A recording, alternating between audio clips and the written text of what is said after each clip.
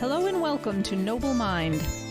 Noble Mind is a podcast exploring mindfulness, meditation, and psychology.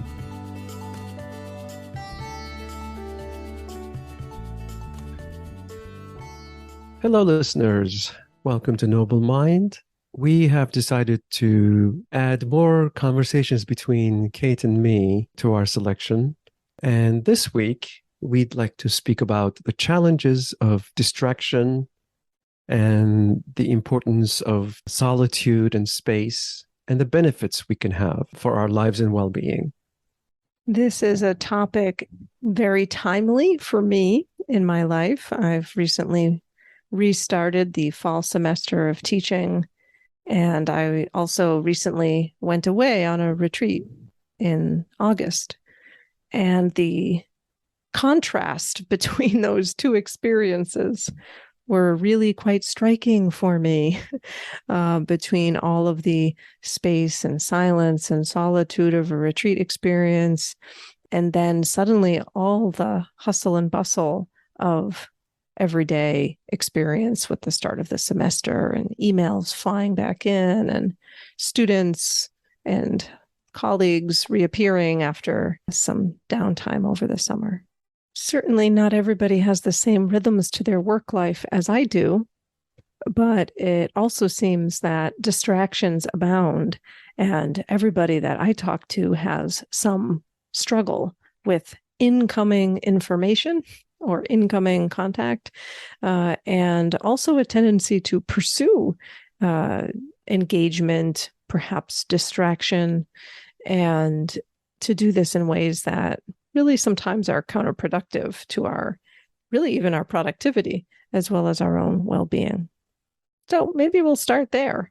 What do we think are some of the biggest distractions, or maybe even the reasons why we go and even pursue distracting activities, things that keep our minds busy and engaged, even when maybe some part of us knows what we really need is the opposite? I too have the experience, of course, of being distracted and straying from my chosen task or object. It seems like I get a lot of help from technology to distract me. Emails, texts, messages, Facebook. The attention economy, I think, seems designed to distract, to make me stray. So it's an act of sovereignty to develop the skills and staying on task. I really like how you said that. Yeah, sovereignty feels like a very desirable thing, right? To be able to exercise our own choice and freedom about what we pay attention to. And all the incoming pings and dings and bings, and it's all right there. It's asking for attention. And maybe that's also a point of intervention. I know for myself, I, perhaps to the chagrin of others, have a tendency to keep my phone on mute, and also periodically go through my apps that have reminder, or forget what they call the setting, but basically turning off the permissions to all of my apps, or almost all of my apps, for what I'm granting the permission to ping and ding me to virtually nothing. And even then, even with that, somehow things get through, and I have to decide and exercise choice for what I respond to when. And that even just that process can be exhausting. Like every time something comes in, it's a decision. Yes. Do I respond now? Do I wait? Do I read this at all? Do I read it now? Do I save it for later?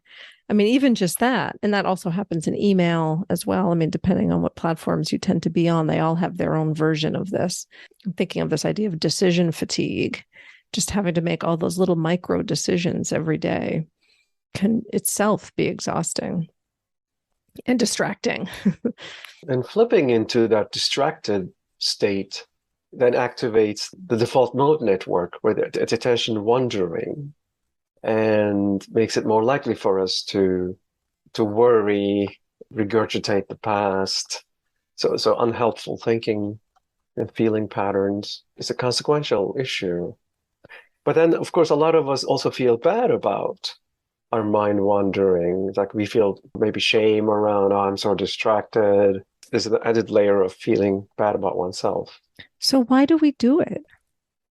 Why do we let things ping and ding us? Why do we get pulled in and read the things coming across our desk or phones or whatever? Why do we pick up the phone and open the social media app or pick up the whatever it is? It may be like it's a magazine, I don't know, like, and it could still be the same phenomena that you're filling your mind or putting your attention on something that you know is not where you would prefer your mind to be, or a place that's helpful for you. Well, I think part of it is they're taking advantage of a default dynamic that already exists in humans. And in the absence of purposeful mindfulness training, actually, we will not have the capacity to stay on topic anyway. But then perhaps you're suggesting that if there are things that we feel uncomfortable facing in our awareness, then it can come as a relief to be distracted by shiny objects. Yeah, right. I mean, you and I and many of our listeners have a pretty well established mindfulness practice of some kind, of varying degrees, and yet many of us I know are grappling with this issue. So it, even in the presence of a pretty good practice. And so there must be something else going on than just, oh, we're at the mercy of Mark Zuckerberg or something. And, his algorithms are just running our lives. There's something that, and I'm not to say there isn't truth to that, even just like the sort of pleasure chemicals that get released when we, scroll and see something exciting and scroll again and see something else exciting, and the dopamine and all of that. So that is very real. Yeah, but I think there's also some choice that we end up making for various reasons. I know for myself, I don't know what it is. I just want to, I guess, be entertained, which I don't want to turn into always a problem. But I think there's diminishing returns after a certain point. You sort of lose control of the wheel. Like maybe on my side, it starts with, oh, I'd like to just relax and be entertained and smile and laugh and experience something pleasant. So I go to a social media thing or browse the internet or pick up whatever. The initial choice is not deeply considered, but it's coming from a desire to relax and be entertained. Put a smile on my face or give me a moment of pause or, something to be surprised, to want to be surprised. Maybe to laugh, maybe to be touched by something. If someone shares something, recently ended up somehow with some new algorithm getting a lot of poetry and quotes showing up. And so those have been cool to see, and they're sort of touching and moving. And so that feels like, yeah, I'm choosing that deliberately. If not, like, it's not like it takes me an hour like to deeply reflect on it. But then after like 10 or 15 minutes, I should probably put it down and get on with my day. But I don't all the time. And then there goes however much time.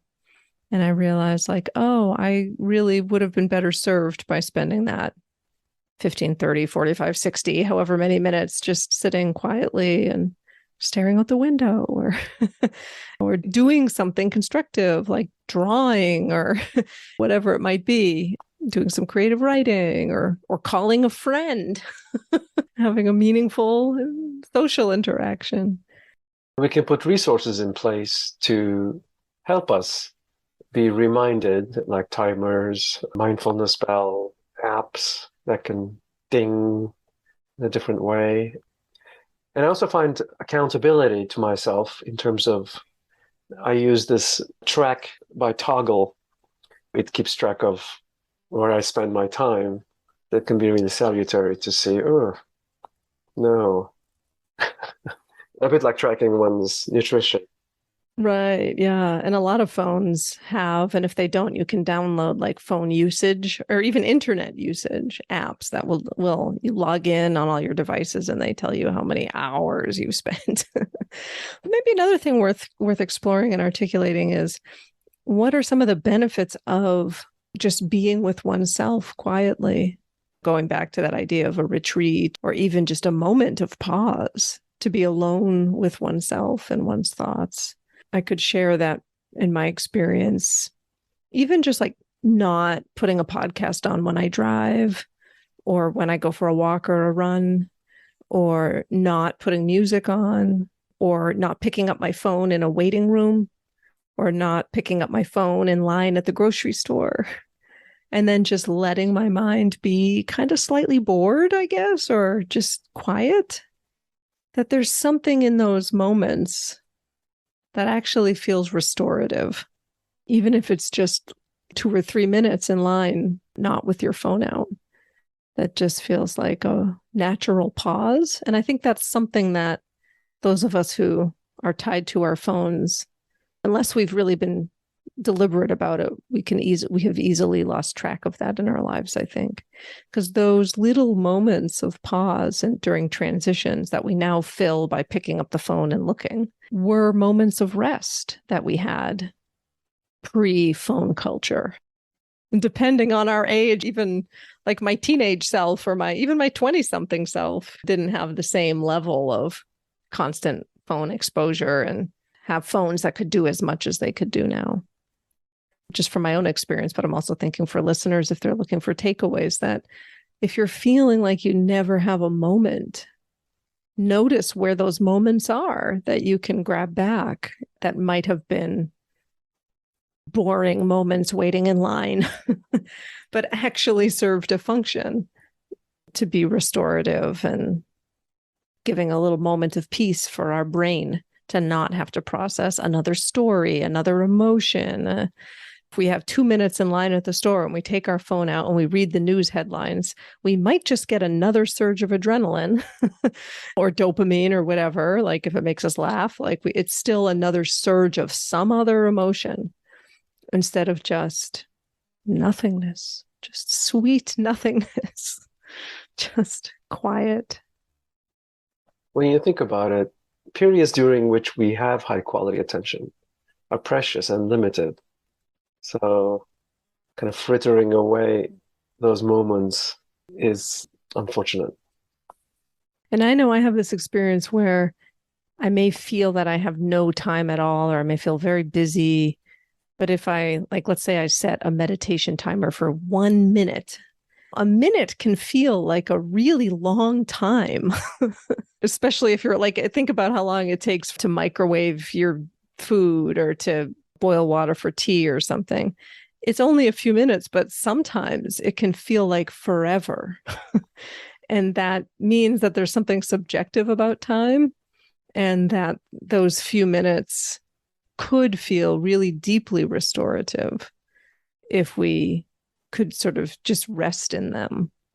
Because actually a minute can go a long way, in my experience, to feeling recharged or grounded.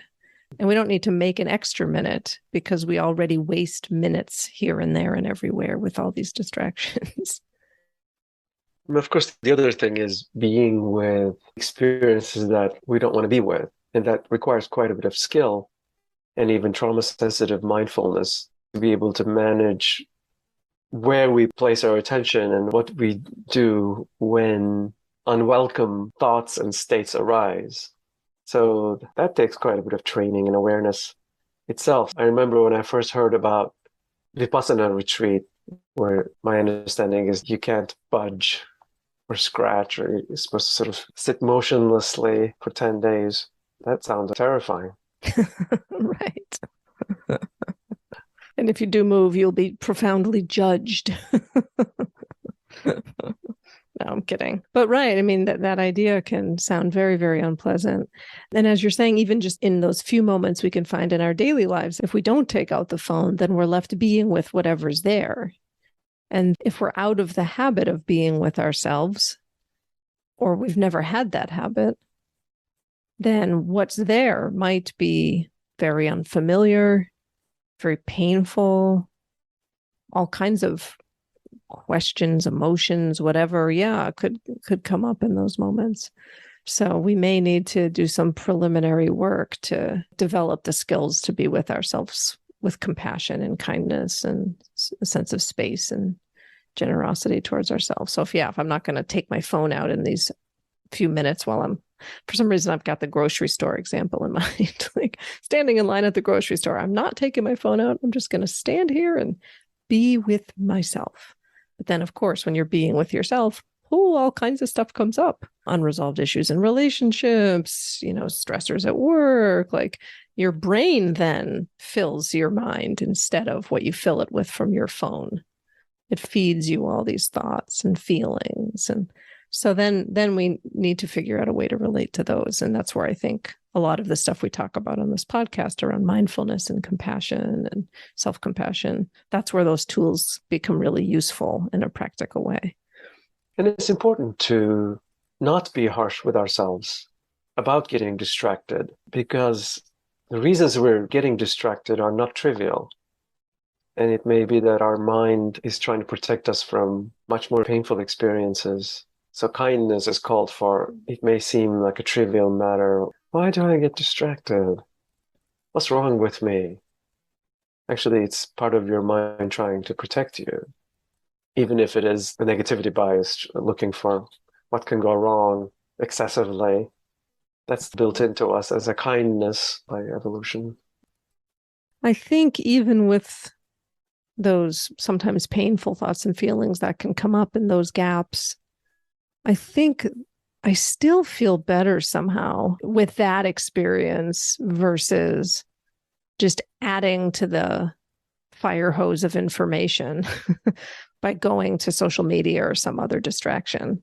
There's something, even if it's sort of painful because you're like thinking about, stressors in your life, it still feels somehow like salutary. Maybe it could be helpful, even if it's sort of ouchy initially to sort of to have your mind remind you of those difficulties.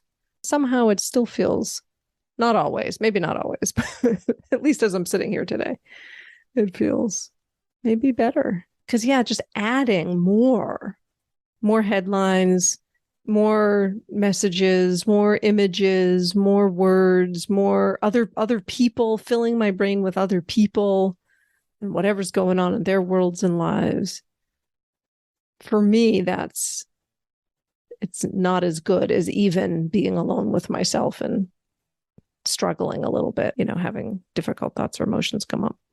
But that also reminds me of another theme we were reflecting on as we were thinking about this topic, which is how people may be different. So I know I tend to lean more on the introverted side. So for me, it makes sense why being fire hosed with information and other people's stuff and, would be more draining than perhaps it is for people who are more extroverted or more putting the social world at the center of their experience. Maybe for other people that feels like enlivening or... For me, certainly, I'm more of an extrovert, and finding out about others makes me feel connected, enlivens me. I become more curious, I become more alive. That's something to be managed as well. Not necessarily perhaps identified with, because I sort of take pride in being curious and interested in things, but then I could misuse that capacity to not spend time with more difficult experiences and facts and truths. So the self-awareness piece feels important to sort of step back and think this through for ourselves. Like, is this working for me? Is this way of relating or connecting helping? Certainly, technology is a wonderful way to stay connected with people we love and care about who are far away, or even who are close, but who we struggle to find time to see in real time. So it's a wonderful gift to help us stay connected to other people and opens up like literally a world. Yeah. It seems to me that mindfulness and compassion are essential skills in navigating modern life, modern media landscape, and to live a better life. Even those basic mindfulness instructions, the practice to choose an object of attention and to notice when you've strayed from it and be kind to oneself by returning to it. begin again. Those are invaluable skills to develop. Yeah, and as you're saying that, I'm also thinking that it may be useful at times to, like in a more everyday life sort of way, that not just choosing an object of attention, like the way we might do when we're meditating, or if we have a task we need to accomplish or what have you, but also to choose what not to pay attention to. So, like, my mind can go anywhere. I'm free to do whatever I'd like today, except the computer is staying off, or the phone is staying connected to its charger and not in my pocket, or whatever. Setting some kind of intentional boundaries that work for you based on, again, like whatever your distractions are. Maybe for you, it's like you always call your friends in any moment. So maybe you decide I can do whatever I want today, but I'm not going to call any friends. I'm just going to be with myself, and I can do whatever I want, but that's where the boundary sits. And so I think that can start to create almost like retreat experiences for us in these small ways. Or sometimes people use the phrase detox, right? I have a phone detox day or a tech detox day. And I mean, I don't know about that conceptualization, but if it works for you, go with it. Kind of like the idea of a retreat or a rest day, like a tech rest day or something like that. But again, it could be like whatever your distractions are. If your big thing is putting on cable news, or if your big thing is like reading magazines or whatever, like whatever you do that fills time somewhat mindlessly and in a way that's not super rewarding, or that you feel like is leading you to miss out on something on some deeper or other level in your life, then try it out, like for a morning or a half a day or maybe a whole day. Just like, I'm not going to do that thing. I'm free to do whatever else. But that thing is not on the docket today. I mean, if you just keep yourself busy with housework, maybe you're like, gonna pick a day and not do any housework and see what you get up to. What do you get up to when like that's not an option? We all have our own like weird ways of sort of filling up our time and keeping busy. And it's nice to discover what's there when we don't do those things. And even after, let's say, a weekend retreat, I find the quality of my attention is so different. I experience reality so differently. That contrast between my regular way of being, which without realizing, I think I'm in mind wandering and fight, flight, freeze activation. Even if I'm just flitting from Facebook to news, there is this background fight, flight, freeze activation going on. So it's actually a pretty big deal. And I always miss those times right after a retreat when I'm like, whoa, what's going on here? Is this really me? Yeah, my experience of having been away and come back recently was that I felt while I was away just some like subtle guardedness or boundary or something kind of soften while I was away. Like there was less, maybe because there was less incoming information, contacts, people, whatever, that I didn't have to manage that as much because it just wasn't there. Not using the phone, people aren't trying to reach me. So that could soften. And I didn't have to worry about that.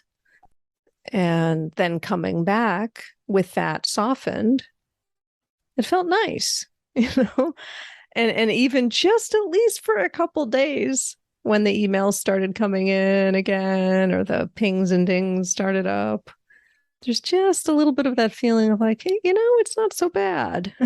Like, I can do this. I can do this without having to create that additional layer of I don't know what, I guess just stress of boundary monitoring or something, that, as you're saying, just creates this like subtle stress response. Yes, mind wandering by fragmenting our attention. And also our attention then ends up being on other people, self-comparison, dangers, as opposed to in our bodies. And it makes us less embodied, which is a disservice. And for us to be able to recognize habitual patterns, we need to be in a mindful state, which is a special state. Those are the times when we can really have freedom to become aware and choose differently. So if our attention is fragmented, then we're also losing the opportunity to be aware of our patterns and choose freshly. It's a big deal. There's a lot more to it than not looking at Facebook posts. It sounds kind of trivial. Yeah, it is a big deal. There's a lot of layers going on there. It's not necessarily hard either to start. To say it's a big deal might also make it sound like a really difficult task. Like it's a big deal in the sense that it's like laborious and hard and you have to think a lot about it. It's actually easy to not take your phone out when you're sitting on the toilet or whatever. You could just not do that.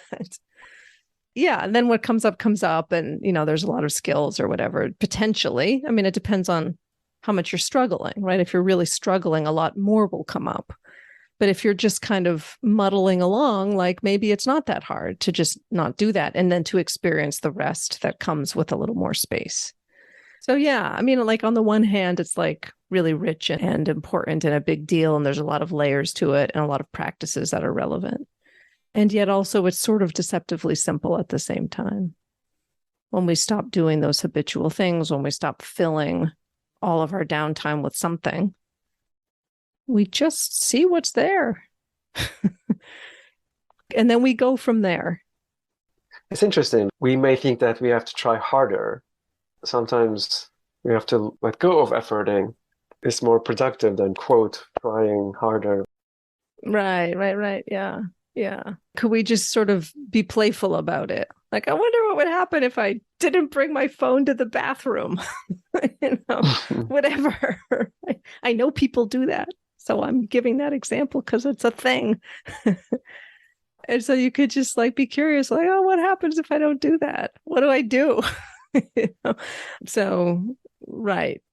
Not being overly like labored or like, I'm going to make a big deal of this. But a little bit of like I wonder what happened. Let's see. Oh, that's interesting. Let ourselves be a little surprised and playful, improvisational. Yes. And shaming ourselves and putting pressure on ourselves, it actually ramps up the problem. Right. Then there's self-judgment, pain, stress. I love that example of 3 different ways of drinking a glass of water, where you could really contract your hand and have all this extra tension. Squeeze the glass so hard you break it. Right. Or you could be too loose and drop it. And then there's like sort of an optimal, graceful way of drinking it just right, middle way. Right. Yeah. Or sometimes with meditation, it's that, I forget where the quote comes from, but this idea of being like not too tight, not too loose. Right. There's a little bit of effort. It takes a little bit of will. But we don't want to be like overly rigid or perfectionistic or like shaming or whatever to ourselves about it either. There's some kind of sweet spot in between those two extremes. And so you might be aware of like, where do you fall, with any activity really? But since we're talking about creating space and time for rest or solitude or silence, like, how do you relate to that? Are you like, is it turning into a project to give this a try? Or are you just like, yeah, maybe we'll see. I don't know, and it never happens or something. So somewhere in between there could be nice. It's paradoxical and it may not make sense. I know it didn't make sense for me when I first heard those ideas and took me a while to start to understand it, but it's worth making a mental note and be curious about. So I hope that our listeners have found this conversation useful, perhaps inspiring. Maybe you feel ready for a few moments of space, rest, solitude, silence, something to experiment and play around with in your daily life. And maybe even a little bit longer, maybe even a very short getaway of some kind, even if it's just a half a day, to see what it's like to stop doing something that we tend to keep busy doing. And if you are looking for ideas or summary of this conversation with some of these ideas, be sure to head on over to noblemindpodcast.com. You can get our show notes there. And thanks for listening. Hope this was helpful. And bye-bye for now.